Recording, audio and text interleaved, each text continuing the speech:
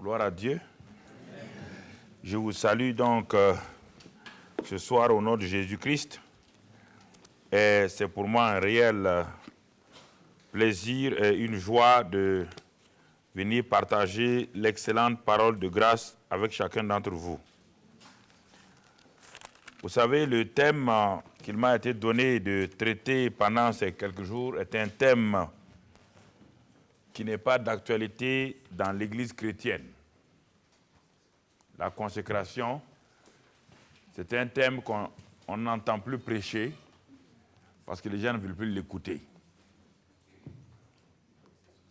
C'est un thème qui pourtant est très très important pour permettre d'avancer dans la vie chrétienne. Et je pense que si nous voulons progresser avec Dieu, nous devons nous asseoir, faire le bilan spirituel de notre vie. Est-ce que ma vie spirituelle avec ce que Dieu dit, est-ce que cela est en connexion, en harmonie, ou suis-je en train de vivre une vie que j'appelle une vie chrétienne, mais qui n'a rien à voir avec les enseignements de la parole de Dieu? Cela est très possible, frères et sœurs. Cela est possible pourquoi? Si je prends deux frères, vous venez là au fond, les deux, tous les deux, si je pouvais mettre sur eux, Jésus a dit, venez à moi, vous tous qui êtes fatigués et chargés, je vous donnerai du repos. Ça, ce sont ceux qui ne connaissent pas Jésus. Première invitation, venez à moi et je vous donnerai du repos. Mais il continue. Il dit maintenant, prenez mon joug sur vous. Il dit, mon joug est léger, mon fardeau, il n'est pas lourd. Et maintenant, il dit, vous trouverez du repos. Vous entendez? Premièrement, il dit, je vous donne le repos.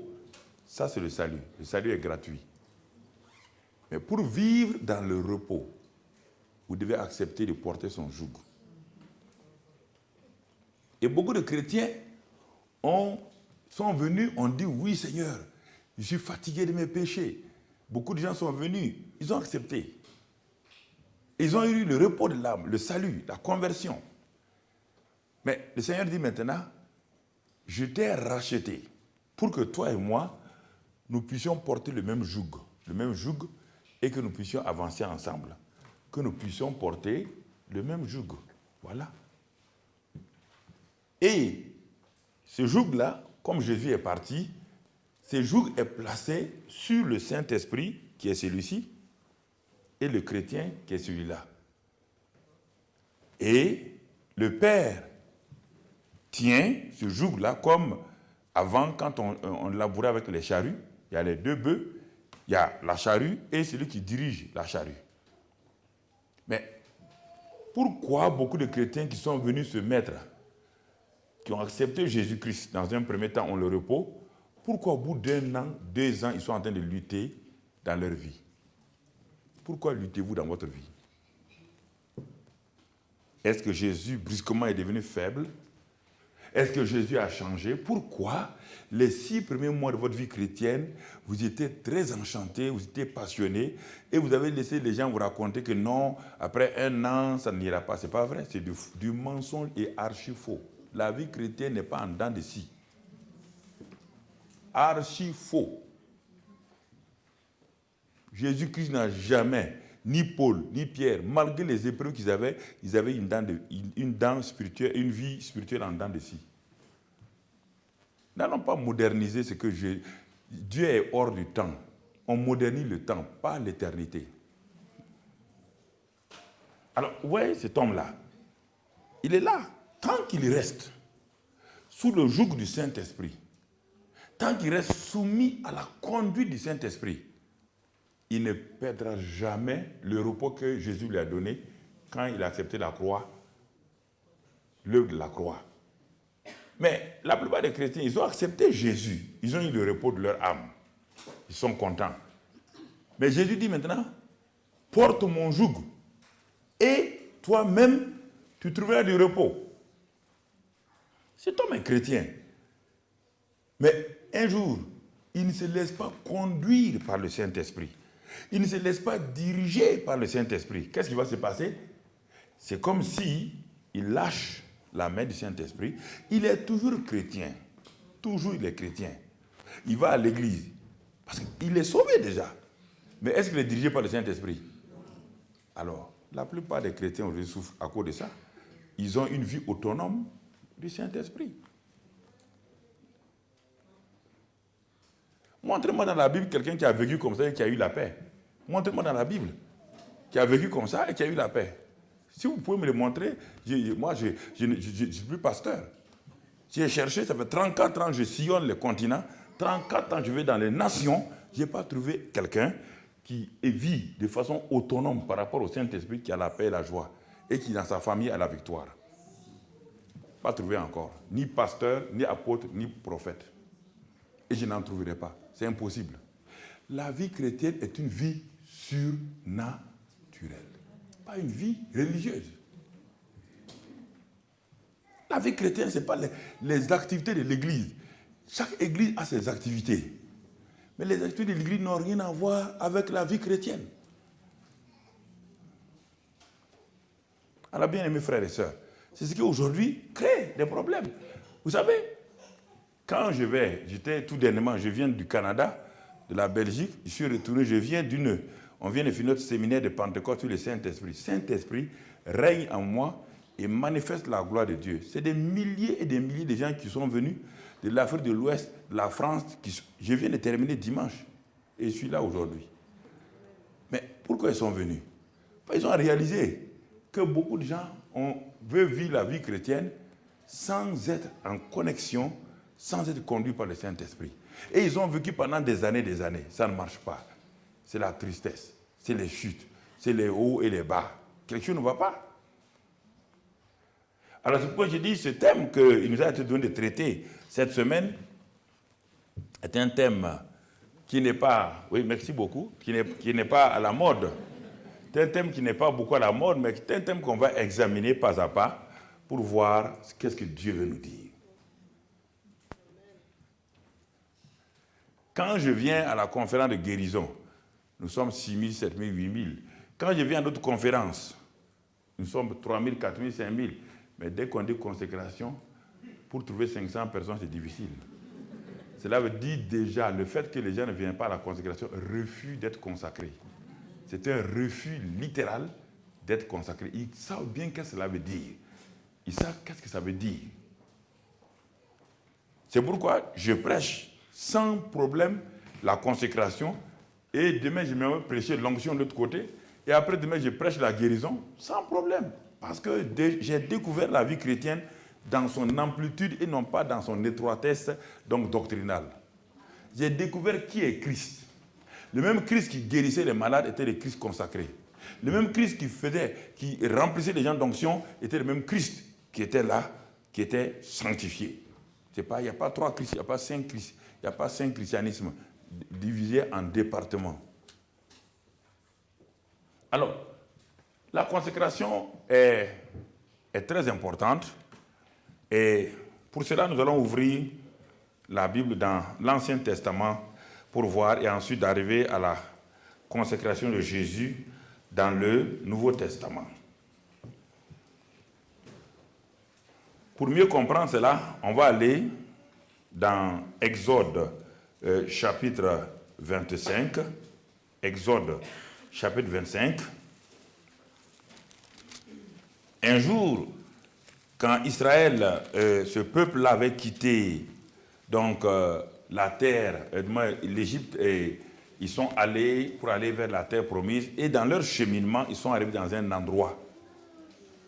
Et dans cet endroit-là, Dieu va appeler Moïse à monter sur la montagne. Moïse s'en est allé sur la montagne avec 70 anciens, mais ces 70 anciens n'ont pas pu continuer avec lui jusqu'au sommet. Il n'y a que Josué qui a pu aller avec lui. Et dans cet endroit, dans Exode 24, avant de commencer le 25, Moïse a vu les derniers versets du chapitre 24. Moïse a fait 6 jours dans la présence de Dieu sans que Dieu lui dise un seul mot. Pourquoi?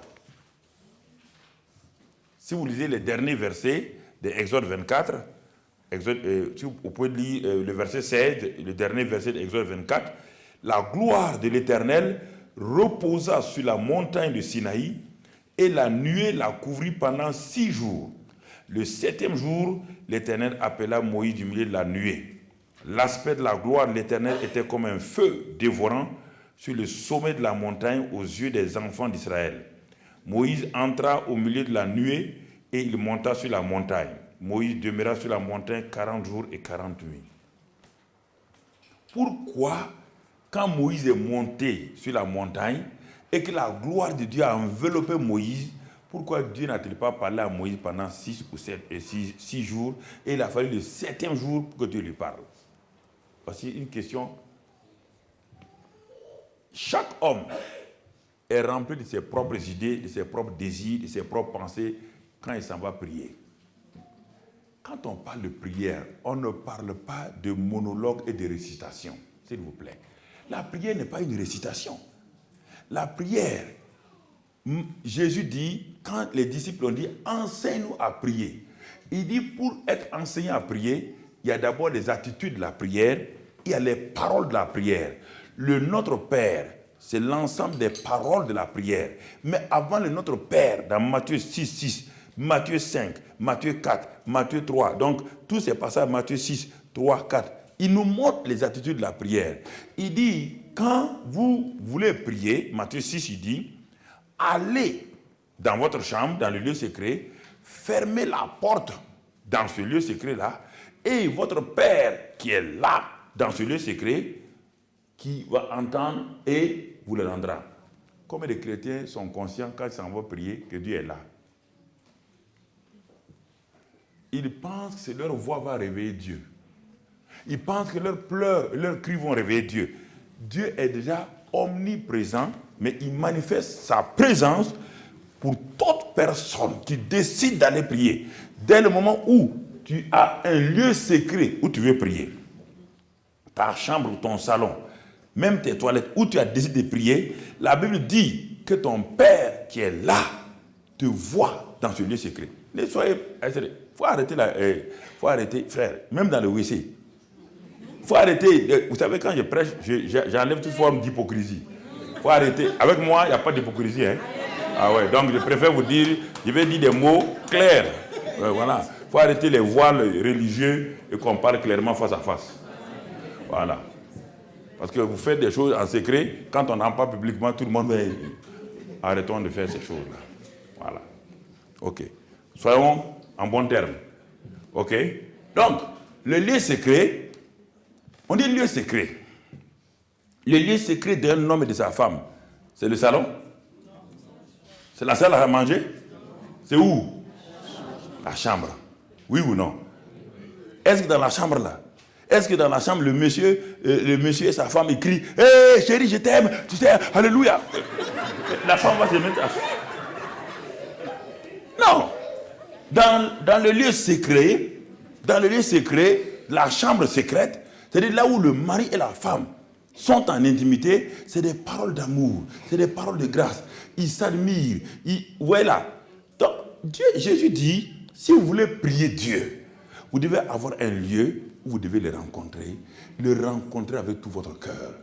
Pas pour parler d'abord. Vous le rencontrez parce que vous l'aimez. Vous ne venez pas lui demander des choses. Vous venez là parce que vous voulez rencontrer Papa bon Dieu. Vous l'aimez à tel point, vous venez lui parler. Il dit, le Père qui voit dans ce lieu secret-là, vous le rendra. Ça, c'est simplement la chose principale de la prière que beaucoup de gens manquent. Il s'appuie sur les paroles de la prière, mais l'attitude de la prière est fausse. Pourquoi j'ai dit tout cela? J'arrive tout doucement. C'est ce que Dieu a fait avec Moïse. Il a dit, Moïse monte. Et il sait que Moïse, en montant sur la montagne, quand quelqu'un est appelé à faire une œuvre de Dieu, il a déjà ses idées préconçues. Tous les hommes sans exception. Quiconque est appelé à faire l'œuvre de Dieu a des idées arrêtées sur ce qu'il doit faire. Moïse est monté sur la montagne avec des idées arrêtées. Et quand il est monté sur la montagne, pendant 6 jours, Dieu ne lui a même pas dit un seul mot. Il était mal à l'aise. Et parfois, il faut être mal à l'aise pour que vos idées préconçues, vos idées personnelles, vos désirs personnels sortent de vous avant que Dieu puisse vous remplir. Avant que Dieu voulait dire quelque chose que Moïse ne pouvait pas. Dieu n'a pas voulu discuter avec Moïse. Dieu n'a pas appelé Moïse pour demander son avis. Dieu a appelé Moïse, il va lui communiquer son plan. Il va lui communiquer son désir. Il va lui communiquer ce qui est dans son cœur. Et il ne veut pas que Moïse, c'est pourquoi pendant 6 jours, pendant 10 jours, les disciples ont attendu dans la chambre haute en priant. Si vous avez vu pendant ces 10 jours-là, ils ont commencé à mettre de l'ordre dans leur vie, les uns avec les autres, et leurs cœurs sont vidés. Et même Marie, qui était là, leurs cœurs sont vidés. Et en ce moment, le Saint-Esprit est venu pour remplir. Le Saint-Esprit remplit ce qui est vide. On ne peut pas remplir une bouteille déjà remplie. Beaucoup de gens viennent devant Dieu avec leurs idées arrêtées. Dieu ne peut pas remplir ce qui est déjà rempli. Dieu n'est pas un petit épicier qui vend Non, Dieu est Dieu. Si vous ne videz pas votre cœur, il peut être rempli. Ne vous amusez pas. Si quelqu'un vous dit ça, il ment. Il ment. Ils furent remplis. S'ils furent remplis, c'est qu'ils étaient quoi? Ils sont quoi? Ou bien, c'est pas du français là? Même logiquement, c'est pas du français. On peut remplir quelque chose qui est déjà rempli? Alors, pourquoi vous me regardez comme ça? Non, quand vous êtes des grands ingénieurs, ils sont dans leur métier d'informatique, ils sont bien. Mais quand ils viennent chez Dieu, on parle seulement, ils regardent comme si on venait du Néandertal. On ne vient pas de la chose là, du cosmos. On a les 2 pieds sur terre.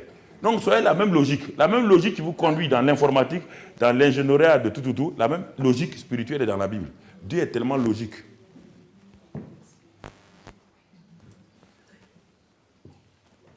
Dieu n'est pas un papillon qui vole comme ça. Il est très logique dans sa démarche spirituelle.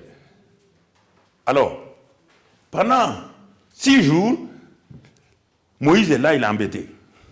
Mais pourquoi suis-je ici? Dieu ne répond pas. Et c'est ce qui fait que beaucoup de gens n'aiment pas aller dans la présence de Dieu. Beaucoup de gens, quand ils s'en vont, ils veulent parler à Dieu. Dieu d'Abraham, d'Isaac, de Jacob. Tu sais, je suis là. Mon mari ne m'aime pas beaucoup. Mon mari a fait ça. Mes enfants sont tout le temps en train de...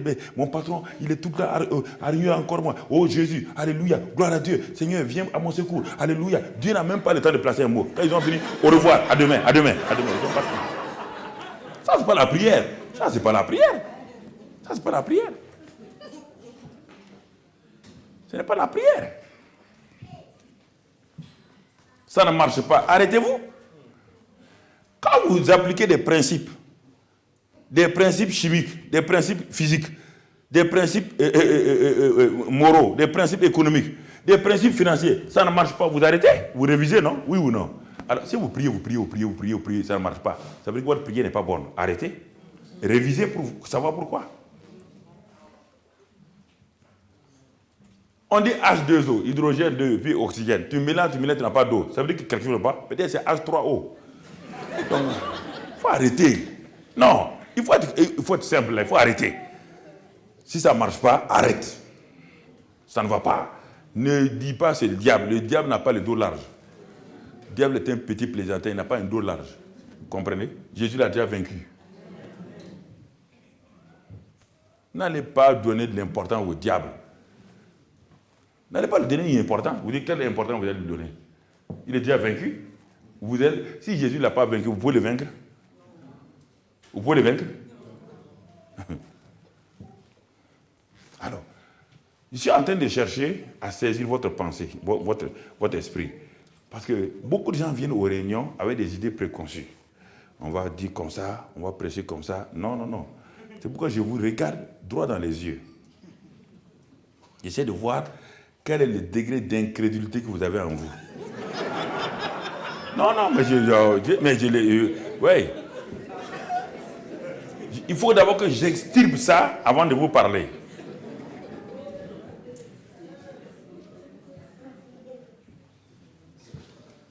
Je ne suis pas prédicateur, mon frère. Je suis exhortateur, je veux t'enseigner. Je veux t'amener d'un point A à un point B. Je suis comme un professeur, tu vois, tu comprends? Un enfant de mon village n'a jamais parlé français. il n'a jamais été à l'école. Il est ignorant, il n'a même pas d'habit pour porter. Écoute-moi, c'est ça l'enseignement.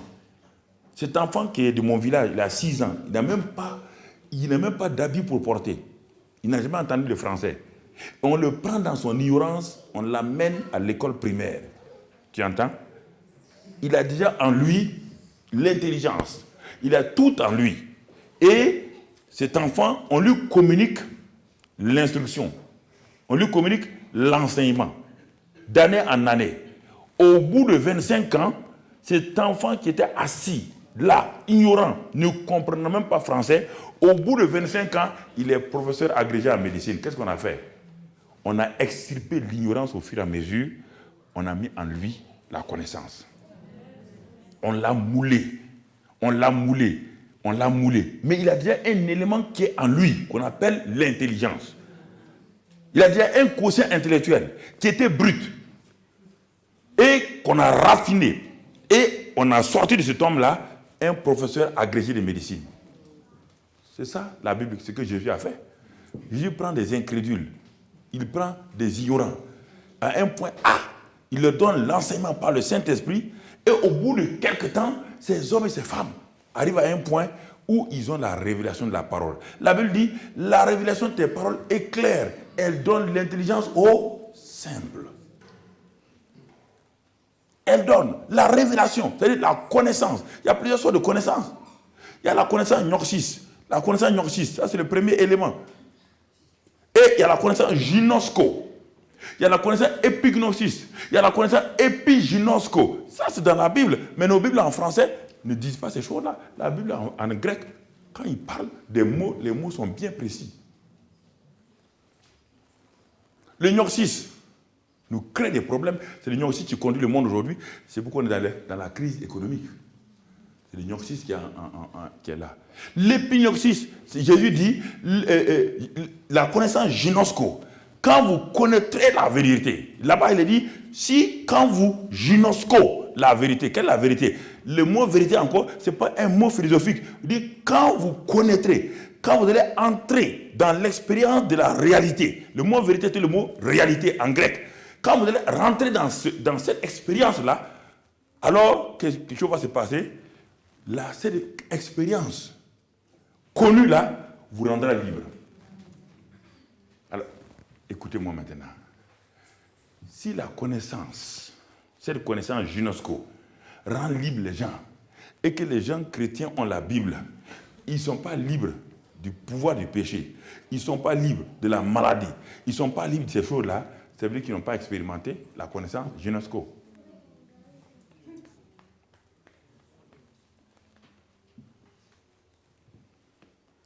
Jésus dit, vous connaîtrez. Il n'a pas dit vous saurez. Il n'a pas dit vous apprendrez. Vous connaîtrez la vérité. Quelle vérité? La réalité de ce que je dis. Et maintenant, vous passerez à un stade de disciple. Et quand vous passerez à ce stade de disciple-là, la connaissance-là va maintenant faire quoi? Va vous rendre libre. Va vous rendre libre.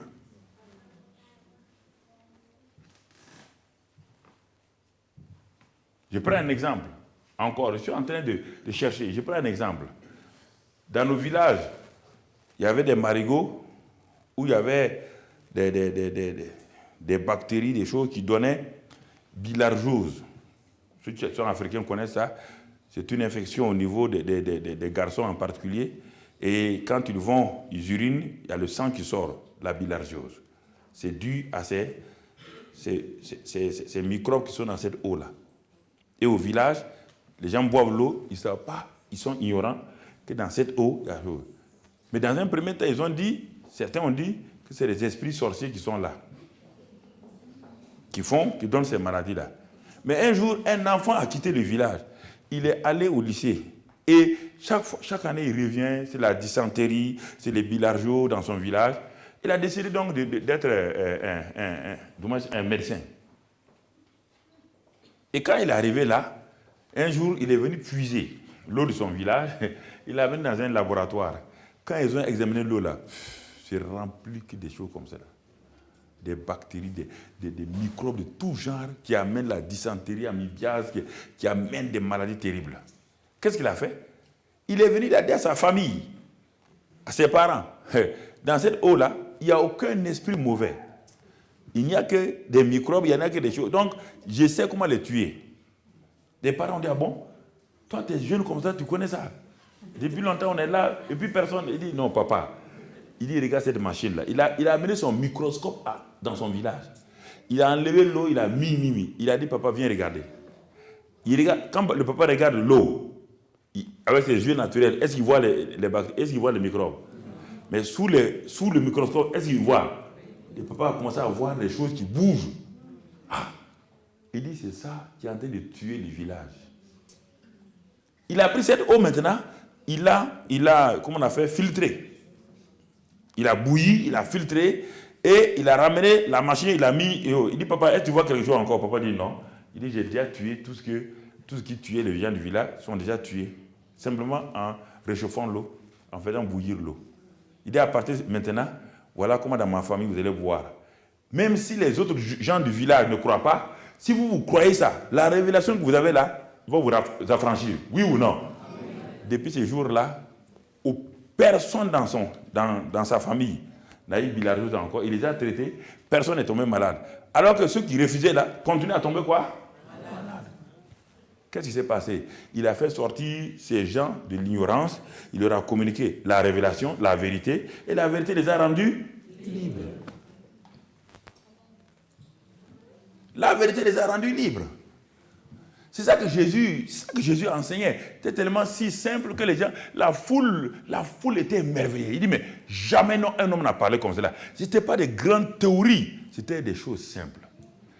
Qui étaient à la portée de tout le monde, que mais personne ne voulait voir. Aujourd'hui, nous voulons amener, les chrétiens veulent aller avec des grands livres, des grandes théories. Ça ne marche pas. Si le diable a une queue ou pas, si le diable porte des cravates, à quoi ça vous sert? Si le diable porte cravate et que s'il ne porte pas cravate, s'il t'embête, c'est ça qui est important. Il te crée des problèmes. C'est ça qui est le problème.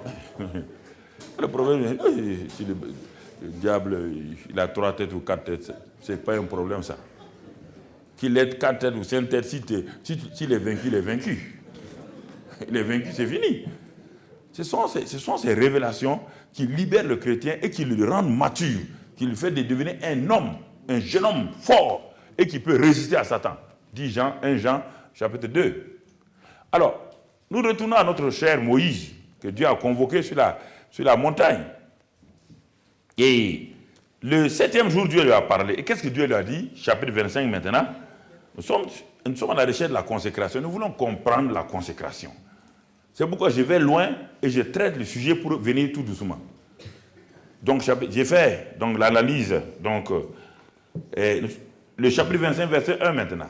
Quand Dieu a parlé à Moïse, voilà ce qu'il va lui dire. L'Éternel parla à Moïse et dit, parle aux enfants d'Israël qu'ils m'apportent une offrande, vous la recevrez pour moi de tout homme qui la fera de bon cœur. Voici ce que vous recevrez d'eux en offrant de l'or, de l'argent et de l'airain, des étoffes teintes en bleu, etc. Je saute et au verset 8. Quel est le but?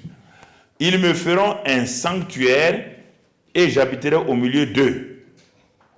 Vous ferez le tabernacle et tous ses ustensiles d'après le modèle que je vais te montrer.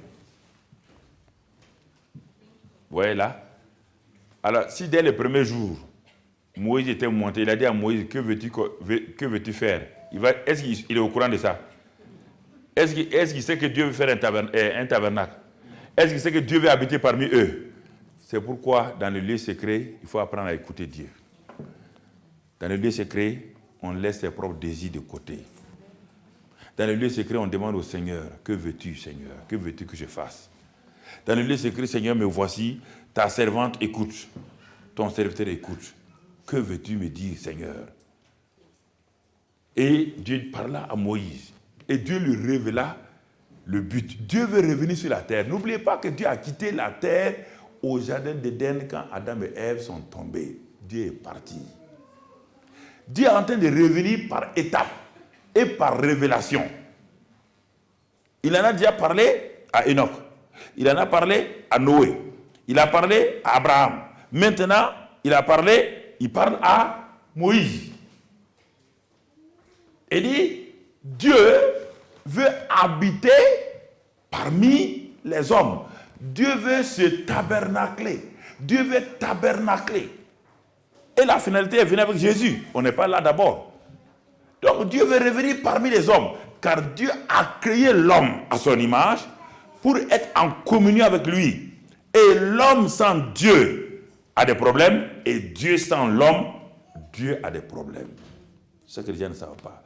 Les anges ne sont pas fils de Dieu. Dieu est un papa. Il a un cœur de père. Les anges ne peuvent pas satisfaire son cœur.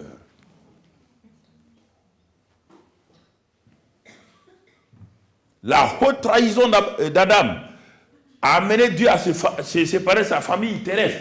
Mais il revient, il va payer un grand prix pour ramener sa famille à lui. C'est ce qu'il est en train de commencer ici. Il dit, Moïse, dit à ce peuple-là, ils ont dépouillé ceux de l'Égypte. Maintenant, le temps est venu qu'ils apportent leurs offrandes. Et le but de ces offrandes-là, ce n'est pas c'est de faire un sanctuaire dans lequel moi je vais venir vivre au milieu d'eux. Et ce sanctuaire doit te faire selon le modèle céleste que je vais te montrer maintenant. Tu ne feras pas ce sanctuaire-là selon tes idées, selon tes pensées, mais selon le modèle divin. Alors, 2 éléments qu'on va retenir déjà pour la consécration, pour démarrer. Pour qu'il y ait une consécration, il faut d'abord savoir qu'est-ce que Dieu veut de toi. Ce n'est pas Moïse qui a dit qu'il va consacrer quelque chose à Dieu. Non. C'est Dieu qui a demandé qu'est-ce qu'on doit lui donner, ce qu'on doit lui consacrer là. Voici la composante des éléments pour la consécration. Et il veut habiter, donc, quand on va rassembler tous ces instruments, on va rassembler tous ces matériaux-là, quand on va finir de faire le tabernacle, c'est dans ce tabernacle que Dieu veut habiter. Alors la consécration, vous commencez à voir déjà ce que ça veut dire.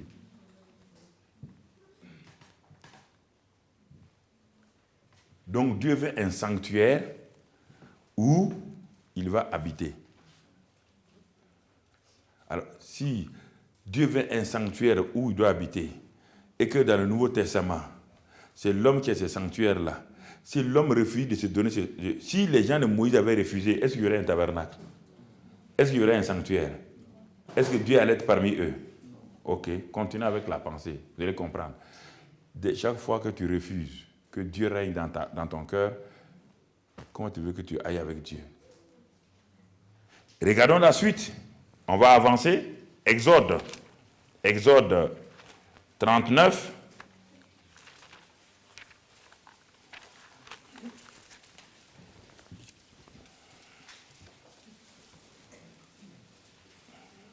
Exode 39, verset 32. On va voir si 39, 32. Ainsi furent achevés tous les ouvrages du tabernacle, de la tente d'assignation et de la tente d'assignation du Moïse. Les enfants d'Israël firent tout ce que l'Éternel avait ordonné à Moïse, ils firent ainsi. Et au verset 43, Moïse examina tout le travail, et voici, il l'avait fait comme l'Éternel l'avait ordonné, il l'avait fait ainsi, et Moïse les bénit. Donc, on est en train de progresser. Premièrement, Dieu parle à Moïse, il se révèle à lui. Je veux revenir sur la terre. Je veux venir vivre parmi mes gens. Alors, dis à mon peuple de me consacrer, de me donner les offrandes, et tu vas faire un tabernacle, et dans lequel il y a un sanctuaire dans lequel je vais vivre. Et Moïse a fait cela, Moïse a fini, le peuple a amené, et il a désigné Uri, il a désigné Bethsalel, il a désigné tous ces hommes qui avaient la sagesse de Dieu. Ils ont fini de faire le tabernacle et Moïse les a bénis. Quand Moïse les a bénis, voyons maintenant ce que Dieu va faire. Exode 40, nous sommes toujours restons dans Exode. Exode 40, verset 33. Moïse dressa le parvis autour du tabernacle et de l'autel, et il y mit le rideau à la porte du parvis. Ce fut ainsi que Moïse acheva l'ouvrage. Moïse acheva l'ouvrage que Dieu avait dit de faire. Il acheva. C'est-à-dire quoi? Il a accompli l'ordre que le Seigneur lui a dit de faire. Et qu'est-ce qui va se passer maintenant? Alors, nous allons voir 5 principales choses qui vont se passer dans les versets qui suivent maintenant. Qu'est-ce qui va se passer quand Moïse a achevé? Verset 34. Nous allons voir, verset 34. Alors la nuée couvrit la tente d'assignation et la gloire de l'Éternel remplit le tabernacle. On commence par les choses avant d'arriver aux hommes. Maintenant, on a un tabernacle, une tente. Dès que Moïse a achevé, dès que la partie humaine est finie, la partie humaine c'était quoi? C'est de rassembler tout ce que Dieu veut, de mettre ça et de prendre, donner à qui? À Dieu. Est-ce que tu as rassemblé tous les éléments de ta vie? Ou bien tu continues encore à les rassembler? Mais quand Moïse lui l'a achevé, qui est venu en scène? Dieu est venu en scène. Pourquoi Dieu ne vient pas en scène dans ta vie? Tu n'as pas encore achevé de faire ce que Dieu t'a dit de faire. Moïse acheva tout l'ouvrage que Dieu lui avait donné. Et quand il a fait cela, première chose, la nuée vint au dehors. La nuée couvrit la tente. Ça, on va voir les 2 aspects de l'onction. Maintenant, dès qu'il y a ça, tout de suite, la présence de Dieu vient. Tout homme ou toute femme, on le verra demain après-demain, toute femme, et j'ai gratiné ça ce soir pour que vous voyez où je vais aller. Toute personne, quand Dieu lui dit, on le voit dans Romains 12, offrez-vous comme sacrifice, il parle de partout. C'est la même chose, c'est la même pensée. Tout homme qui fait cela, la présence de Dieu va venir. Premièrement, la nuée vint. Et la nuée couvrit tout le tabernacle. La nuée couvrit. La présence de Dieu viendra sur tout objet ou toute personne qui se livre totalement à Dieu. Et ce n'est pas fini. Et cette présence ne reste pas seulement au dehors. Cette présence reste au dehors pour que les gens sachent que quelque chose se passe dans cet endroit ou quelque chose se passe sur cette femme ou cet homme-là. Mais il est dit, la gloire de l'Éternel remplit le tabernacle. Quand on va passer à Jésus tout à l'heure, vous allez voir les 2 mots avec Jésus. Revêtu et rempli. Toujours. Avec les disciples, revêtu et rempli. Qu'est-ce qui est rempli et revêtu? C'est ce qui est donné à Dieu. C'est ce que Dieu, j'ai tout le temps dit, ce que Dieu remplit et revêt. Tout ce qui n'est pas donné à Dieu, Dieu ne touche pas.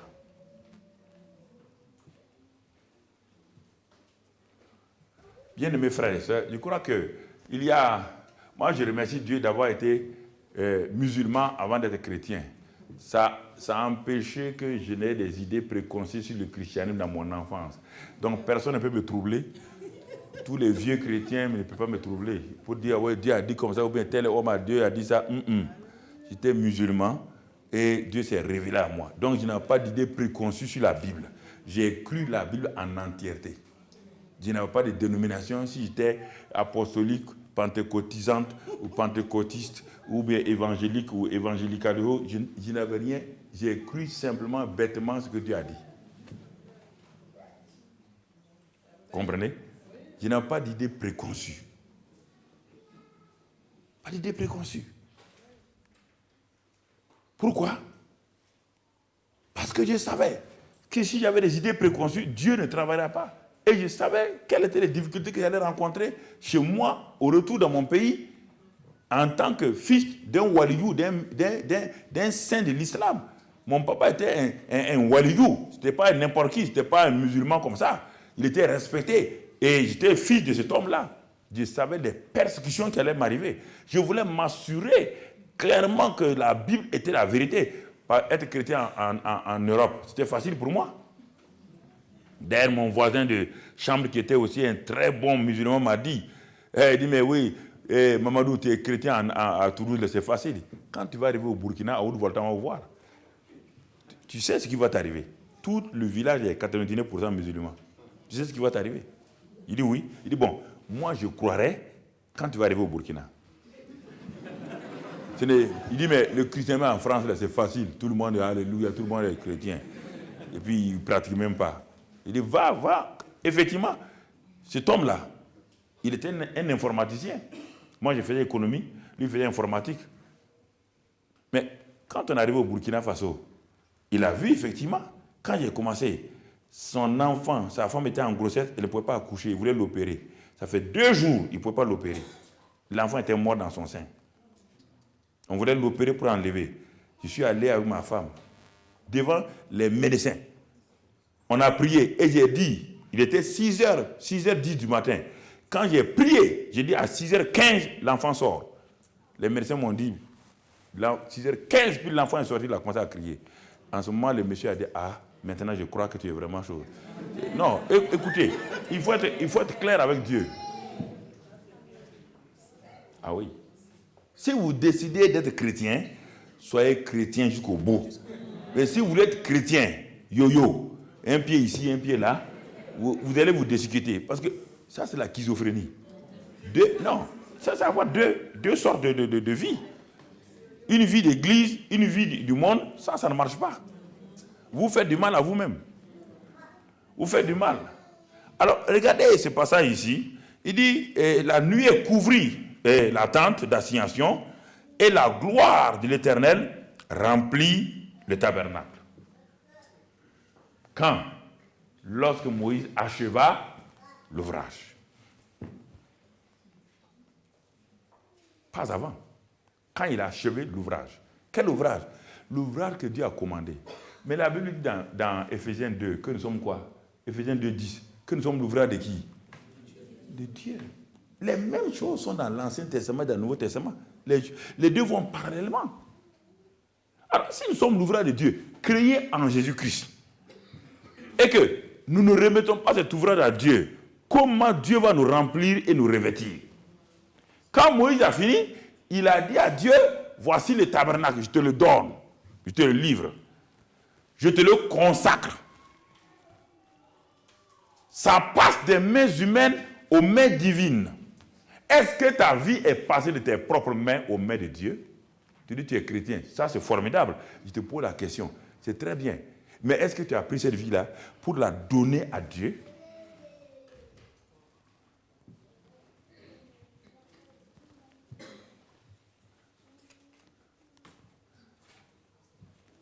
On est en train de dégratigner. On n'a pas commencé à approfondir. On est en train simplement de regarder la surface. On n'a même pas atteint encore, on n'a pas creusé pour voir ce qui est là-dedans. Si déjà tu es embarrassé, ça ne va pas. Demain, je ne sais pas ce que tu vas faire maintenant. Mais oui. C'est ça. Première chose, quand Dieu rentre en scène pour tout ouvrage qu'on a fini et qu'on veut lui donner, premièrement, c'est son Saint-Esprit qui vient pour voir. Quand Dieu voulait travailler sur la terre, qui est venu en premier lieu? Genèse 1, 2. Qui est venu? Saint-Esprit est venu. Il se mouvait, oui ou non? Ensuite, la parole est venue. Et quand les deux sont venus, pouf, le feu de la vie est venu. C'est la même chose ici. Tout ce que vous consacrez à Dieu, le Saint-Esprit va venir pour voir si c'est réel. Saint-Esprit est venu en haut et à l'intérieur. Saint-Esprit en haut, c'est facile. En haut, parlant en langue, pakabashoko, c'est facile. Mais à l'intérieur, on refuse. Ça ne va pas. Ça ne va pas, frère. Écoutez, c'est le même Saint-Esprit, mais il a deux aspects. On dit, au dehors, on l'appelle quoi? La nuée. À l'intérieur, on l'appelle quoi? La gloire. Quand j'entends des gens qui disent, maintenant on va faire venir la gloire dans une église. Moi, je tremble. Je dis, tu peux faire venir la gloire dans une église? Des gens qui ne sont pas consacrés à Dieu, Dieu va venir, la gloire va venir. On fait danser les gens. Ça, c'est pas la gloire. Ça, c'est autre chose. C'est pas la gloire. Pas tromper les gens. Pas tromper les gens. La gloire vient lorsque l'ouvrage est... Pendant 10 jours, les 120, y compris Marie, y compris Pierre, tout le monde, 120 des 120, qui ont suivi Jésus. Jésus leur a dit d'attendre jusqu'à ce que la gloire de Dieu descende. Pendant 10 jours, ils ont crié. Ils sont allés se réconcilier. Ils ont pardonné. Ils ont choisi un 12e, Matthias. Ils ont fait des choses. Et c'est quand ils étaient assis tous ensemble d'un seul cœur. Maintenant, l'œuvre est achevée, oui ou non? Le Saint-Esprit est descendu. Le feu n'était pas là-haut. Et à l'intérieur, il n'était pas rempli.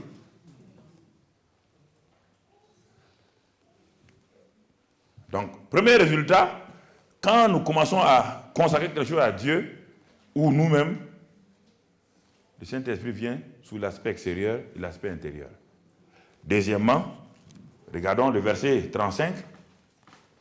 Moïse ne pouvait pas entrer dans la tente d'assignation parce que la nuée restait dessus et que la gloire de l'Éternel remplissait le tabernacle. Vous voyez bien, Moïse ne pouvait pas entrer. Mais qui a achevé l'ouvrage là? C'était qui?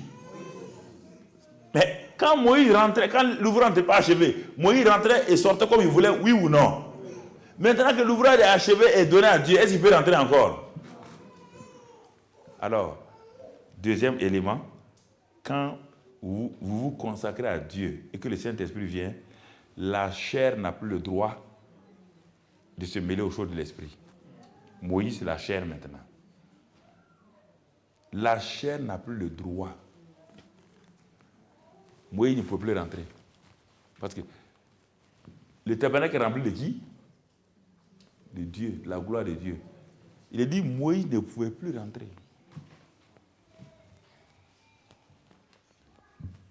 C'est très important la consécration. Je crois que vous avez été inspiré de donner ça. C'est ça qu'il vous faut. En Europe, là, c'est ça qu'il vous faut.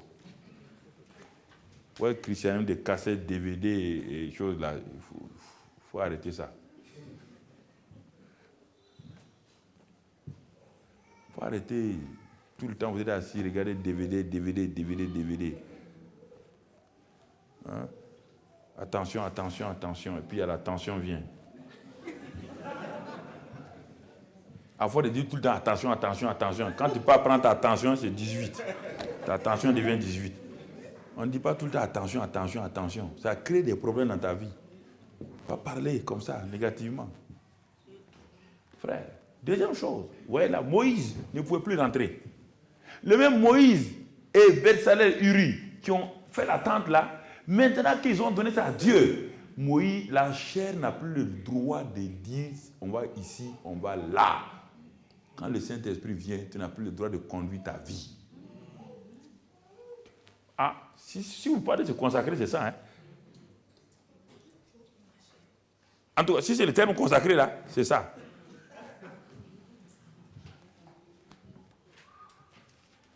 Consacré veut dire que vous prenez quelque chose qui vous appartient et vous le donnez à quelqu'un d'autre entièrement. Est-ce que vous pouvez contrôler la chose encore? Hein? C'est celui qui est le propriétaire qui fait quoi? Qui contrôle. Moïse ne pouvait pas. Il ne pouvait plus rentrer à cause de cette présence-là. Troisième, frère, il ne faut pas... Écoutez, si vous voulez, vous savez, si vous voulez la paix et la joie, croyez ce que je vous dis là. Maintenant, si vous voulez que les gens vous trompent, allez vous asseoir, quelqu'un va dire qu'il peut vous faire. Non, je peux faire. S'il peut, il n'y a pas de problème. Moi, je vais l'applaudir. Le christianisme, ce n'est pas, je vous dis encore, ce n'est pas une religion. Ce n'est pas une religion. C'est Dieu qui vient. Pourquoi Paul dit ce n'est plus moi qui vis, c'est Christ qui vit? Vous croyez que c'est l'imagination? Ce n'est plus moi qui vis, c'est Christ qui vit. Pourquoi on dit Christ en nous, l'espérance de la gloire?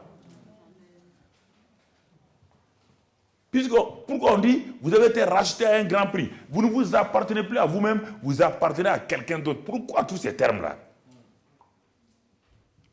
Vous croyez que c'est de la blague? Non. Troisième chose, regardons toujours au verset 36 maintenant. Aussi longtemps que durèrent leurs marches, vous voyez bien, les enfants d'Israël partaient quand la nuée s'élevait de dessus le tabernacle.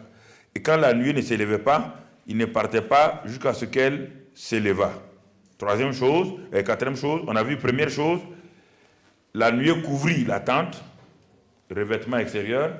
Deuxième chose, la gloire de l'Éternel remplit le tabernacle, donc intérieur, l'homme intérieur est rempli. Troisième chose, Moïse ne pouvait pas entrer dans la tente. Quatrième chose maintenant, aussi longtemps que durèrent leurs marches, les enfants d'Israël partaient ou ne partaient pas, c'est-à-dire être conduits selon le Saint-Esprit. Votre marche est selon le Saint-Esprit maintenant. C'est écrit dans la Bible, dans le Nouveau Testament, marchez selon l'Esprit. Et vous n'accomplissez pas les désirs de la Bible ne se contredit pas. La Bible est complète. Elle ne se contredit pas. Maintenant, ils ont commencé à marcher. Est-ce que c'est Moïse qui les conduisait? Non. Est-ce que c'est Moïse qui disait maintenant on va s'arrêter là? Non. Moïse n'a plus le droit. Même Moïse regardait la nuée. Quand la nuée bougeait, le tabernacle bougeait. Quand la nuée s'arrêtait, on arrêtait, la marche était arrêtée. Même les Paul ont appris cela plus tard. Quand Paul était rempli du Saint-Esprit, il voulait aller évangéliser en Asie. Le Saint-Esprit a dit non. Il voulait aller à l'autre côté. Le Saint-Esprit a dit non. Et à la fin, il est passé coucher. Le Saint-Esprit vient lui dire, tu vas en Macédoine.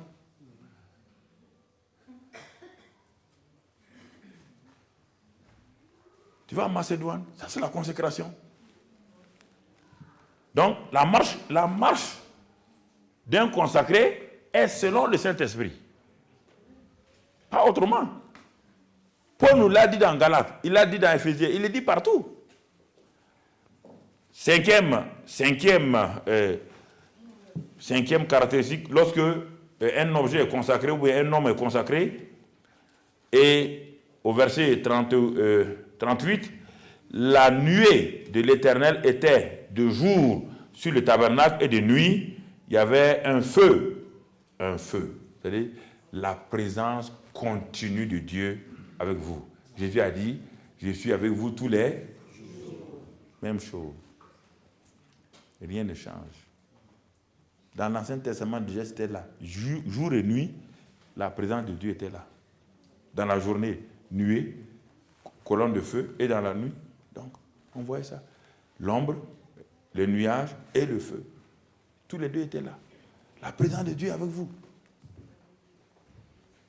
La présence de Dieu avec vous. Et sixième élément, enfin, il dit, il y avait un feu aux yeux de toute la maison d'Israël pendant toute leur marche. Cette présence de Dieu-là, qu'est-ce qui s'est passé? Alors, cette présence de Dieu était rendue visible. La visibilité de Dieu pour tous les voisins, tous ceux qui sont autour de vous, savent que votre Dieu est réel.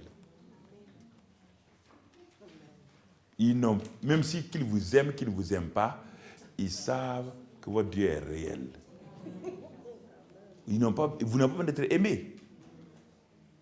Israël n'était pas aimé par les Philistins et autres qui étaient là. Mais ce n'est pas un problème. Le problème, c'est que, la chose, c'est qu'il y avait la présence de Dieu avec eux. Jésus n'était pas tout le temps aimé. La présence du Père était en lui. Paul n'était pas tout le temps aimé, mais la présence de Dieu était avec lui. Alors, vous voyez les 6 choses, déjà dans l'Ancien Testament, pour cette introduction ce soir-là, 6 choses. Réfléchissez, vous allez voir. Tout ce qui est donné à Dieu, Dieu prend ça. Et quand il le prend, le Saint-Esprit vient. Et quand le Saint-Esprit vient, la chair est mise au dehors. Quand la chair est mise au dehors, aussitôt, vous allez voir, Dieu va commencer à vous impacter, à faire des choses. Il va rendre ça visible. Et les gens qui sont autour de vous vont commencer il est dit, les gens vont commencer à savoir que Dieu est avec vous. Ils vont le savoir. Ce n'est pas caché, il n'y a rien de compliqué, c'est si simple. Quand un homme est là, il est rempli de la présence de Dieu. Ça se voit. Ça se voit. Quand le Saint-Esprit m'a rempli dans ma chambre d'étudiant à Toulouse, il m'a rempli une nuit. Tout mon corps tremblait. Personne ne m'a parlé du baptême du Saint-Esprit. Personne ne m'a jamais enseigné le baptême du Saint-Esprit. J'étais un nouveau converti. J'étais là, à genoux dans ma chambre, en train de prier un soir. Je préparais ma deuxième session en licence d'économétrie. Et là, à genoux, à un moment donné, j'ai tellement prié. Bon, je ne sais même pas bien prier, mais tout mon cœur était honnête avec Dieu. C'est-à-dire que je n'ai pas cherché des choses à plaire à Dieu. Je voulais savoir qui est Dieu. J'étais fatigué de voir des chrétiens qui viennent à l'église. Non, je voulais savoir, malgré mon imperfection, malgré mes faiblesses, je voulais savoir qui es-tu. Ces chrétiens-là disent que Jésus est fils de Dieu. Et ils disent ceci. Moi, je suis nouveau chrétien. Ça fait même pas 3 mois. Je suis converti en juin. J'étais en août. J'étais à genoux. Je voulais savoir. Et là, je me suis endormi en priant. Je me suis endormi la tête sur mon lit. À genoux devant mon lit, ma tête posée là, et la présence de Dieu est venue comme du feu. Ça m'a réveillé. Tout mon corps extérieur et mon être intérieur, les deux étaient scellés en même temps. Pendant toute une semaine. Frère, la présence de Dieu passait à travers moi. Quand je me couchais, on dirait le courant qui passe à travers moi. Quand j'arrive à l'église le dimanche matin, dès que je mets les pieds à l'église, dès que le pasteur m'a dit, Mamadou, tu es rempli du Saint-Esprit. Il dit, pasteur, c'est quoi ça? Il dit, non, quand on te voit déjà, on sait que quelque chose s'est passé. Il y a une puissance sur toi. C'est là qu'il m'a expliqué. Moi, j'avais commencé à lire la Bible de Genèse. Je voulais lire toute la Bible, mais j'ai commencé à Genèse. Donc, je n'étais même pas arrivé au Nouveau Testament. C'est là qu'il m'a expliqué que tu es revêtu de la puissance et du baptême. Effectivement, quand je suis retourné à l'université, au campus, au restaurant universitaire, quand j'ai témoigné aux gens, les gens pleuraient tout seuls. Je ne savais pas pourquoi ils pleurent. Je leur parle de l'amour et ils pleurent. C'est là que j'ai su que les dons spirituels ont commencé en moi sans que je ne sache qu'est-ce que c'est. J'ai dit à Dieu, moi, ce que tu veux que je fasse là, je vais faire. Et j'étais venu en France pour être banquier. J'étais venu pour chercher mes diplômes pour être banquier. En ce temps, en Afrique de l'Ouest, il y avait rare de docteurs en économie. Rare de docteurs en économie. En 72-73. Rare de docteurs en économie. Et je voulais être parmi les premiers. Donc pour moi, c'était la banque centrale. Comme ça, je vais avoir l'argent de tous les côtés. Mais Dieu est venu me prendre par le col comme ça. Et il m'a dit, viens dans ma banque centrale. Mais Dieu, parfois, il a de l'humour. Hein? Mais je suis heureux. Amen. Amen. Mais oui, il m'a donné mes diplômes. J'ai eu mes diplômes. Je n'ai pas été banquier, mais ça ne fait rien. Gloire à Dieu. Je suis content aujourd'hui. Je ne regrette pas du tout.